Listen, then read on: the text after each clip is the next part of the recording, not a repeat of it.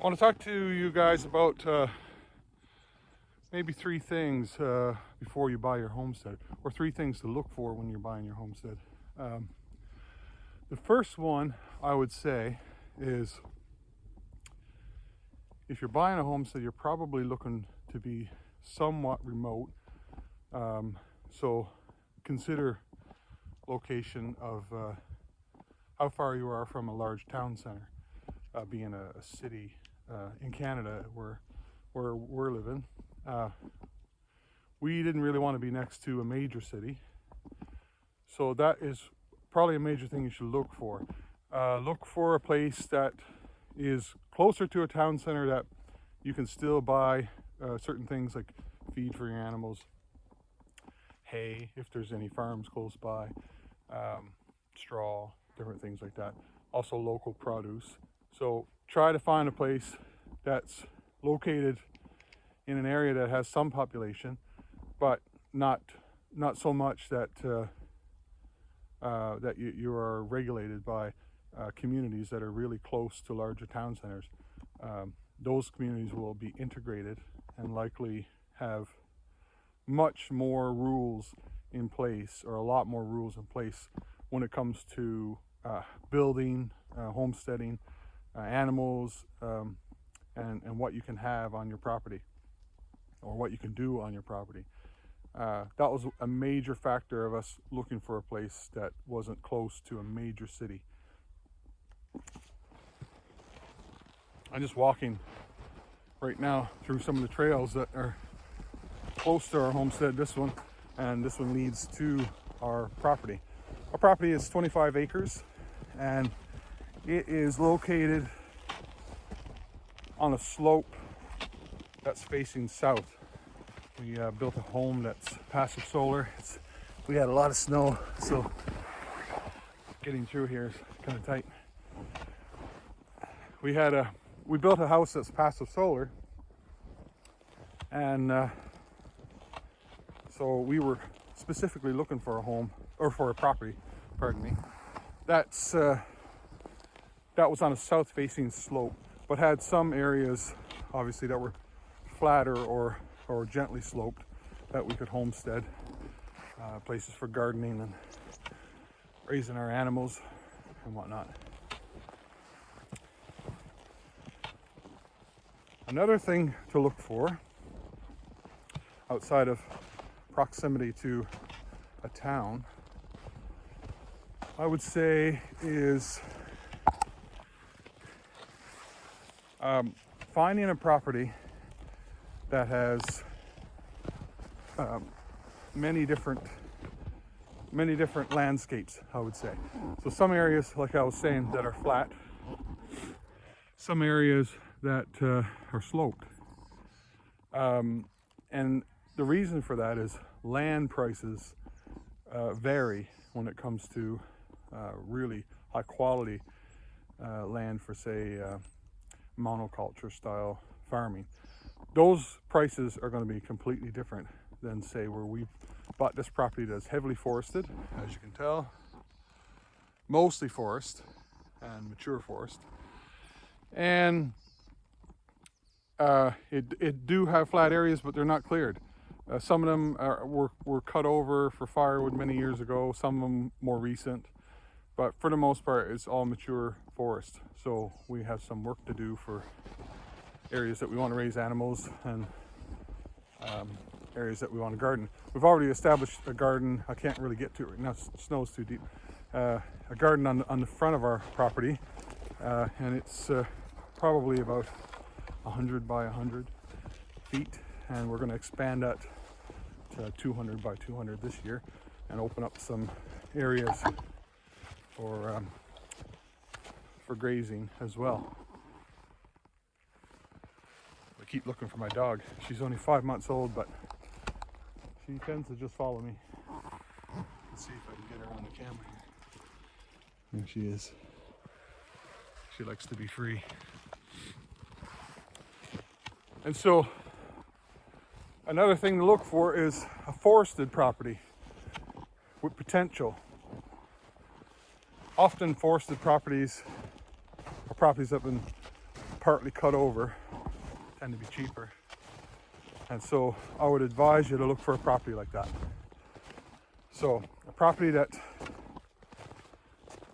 nobody wants really, and it's not ideal for monoculture style farming.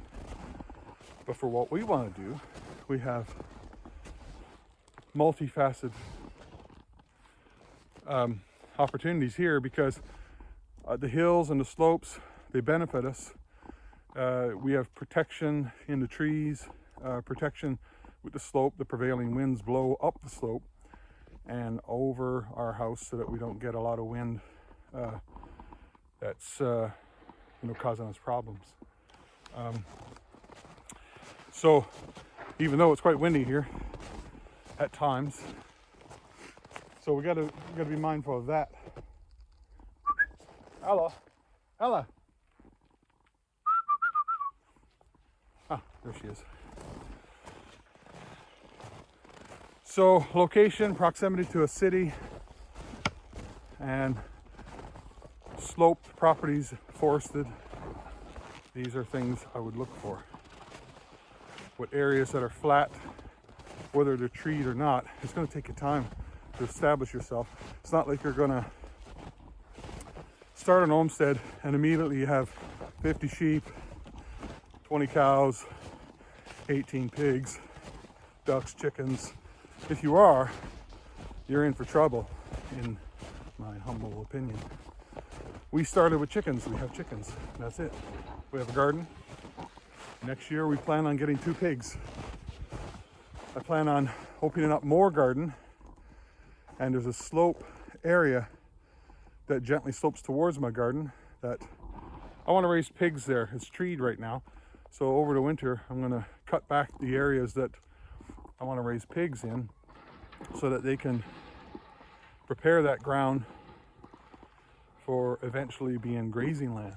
I'm going to start with running pigs all across the hillside in that area, and eventually we will remove the stumps, whatever's left of them after the pigs have eaten roots and dug them up, and turn that land into grazing pasture. And so don't dive in too deep, and only do what you can manage. If you're working still, then you can't do everything. You can't work full time and also farm or homestead full time. Our homestead is based on the permaculture properties, so we're going to be aiming to do a multitude of things. We also have a co-living situation here. There's 2 homes built, one being built. So we'll be sharing this property with other family members. Let's see where my dog is. Ella!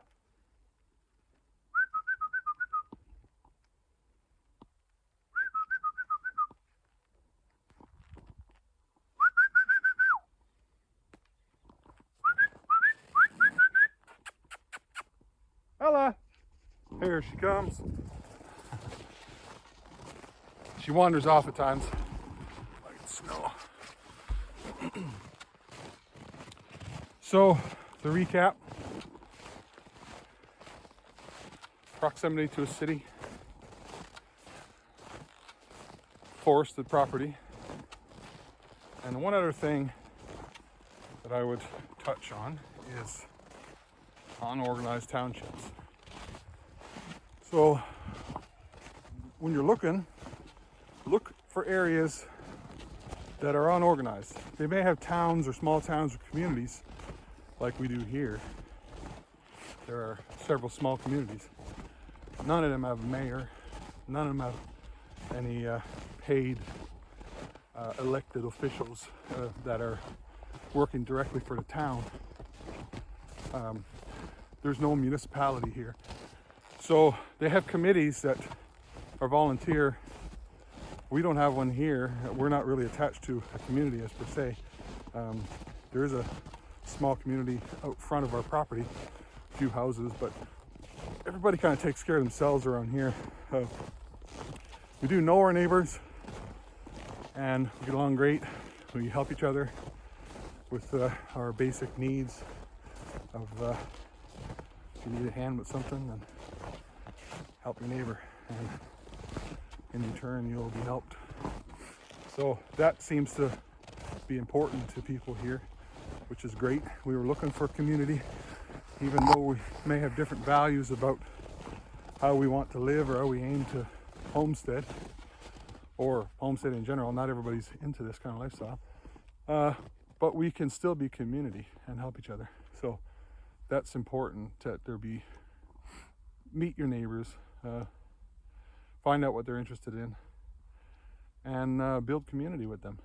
Even though your interests may vary, it's important, and you'll find that in times of need, they'll be there to help you if you help them. So unorganized townships. There's no land taxes here. There's no bill for water. We have a well. We pump our water up a hill about 600 feet into our cistern. And so that would be my recommendation, is those three things. Proximity to a large town center. I would say our closest town center is about 6,000 people. It's about 30 minutes away, and we can find just about everything we need there. Sometimes we can't, but if we don't need it, or if it's not there, we probably don't need it. So we're learning to do without, obviously, and that's totally fine. So the other thing is treed property. To recap, don't be afraid of trees. We don't have great soil here, so having lots of forest that we can cut, mulch, and turn into good soil is important. And see, my dog is there somewhere. Ella. Oh, she circles around me like 50 times a minute. Unorganized township. So those are the three things I would say I would be looking for up front when looking for a homestead property, at least in northern Canada and places that have winter like this. It's not so bad, even though I don't really like the snow typically. It's good to be here.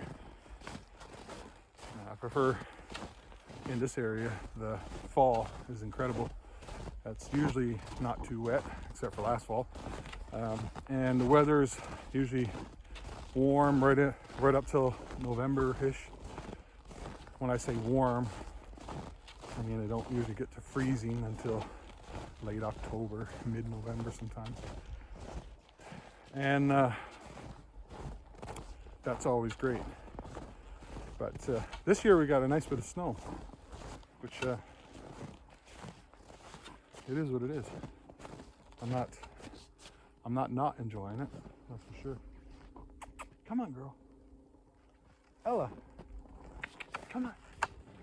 See see if I can get my dog to come. Girl!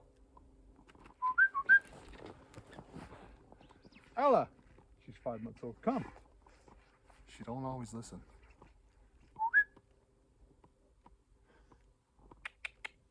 She's a Great Pyrenees, her dad, and the mom was a large Shar-Pei. So I'm guessing she's gonna be 100 pounds. She's about 50, 45 right now. So I'll just take you into where our houses are. And this first house that you're gonna see right here is my brother's house. He's just working on it now, building it over the course of the last few months.